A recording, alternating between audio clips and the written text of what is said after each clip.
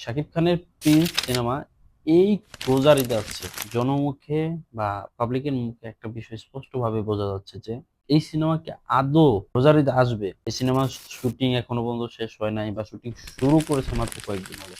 এর আগে এমন একটা অবস্থা হয়ে গেছে, প্রোডাকশন হাউস থেকে তাদের সিনেমার খবরাখবর দিচ্ছে কোন কোন অ্যাক্টর কো অ্যাক্টরকে তারা শুটিং স্টার্ট করতে পারেনি। তো সেই ক্ষেত্রে জনসম্মুখে বা সিনে প্রেমীদের মাঝে একটা বিষয় স্পষ্টভাবে ধারণা পোষণ করছে যে হয়তো এই সিনেমাটা আপাতত কোনোভাবে শুট হচ্ছে না বা এই রোজার ঈদে আসার কোনো রকম সম্ভাবনা নেই। দেখেন, প্রোডাকশন হাউস যেটা জানিয়েছে যে আপনারা কোনো গুজবে কান দিবেন না, যা কিছু হবে সেগুলো অফিসিয়ালি বলা হবে। কথা হচ্ছে, এই সিনেমাটা আদৌ কি এই রোজার ঈদে আসার সম্ভাবনা আছে? একটু আলোচনা করলে বিষয়গুলো স্পষ্ট বের হয়ে যায়। একটা সিনেমার নর্মালি শুট করলে বা এডিট করলে বা এই সিনেমা যত পোস্ট প্রোডাকশনের কাজ রয়েছে তা করলে কমপক্ষে 3 মাস প্রয়োজন হয়, কম হলেও।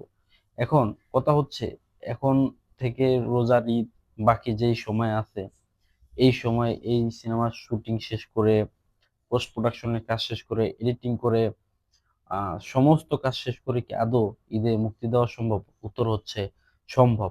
কিন্তু সেটা দিলে এই সিনেমার মান ততটা বেশি ভালো থাকবে না।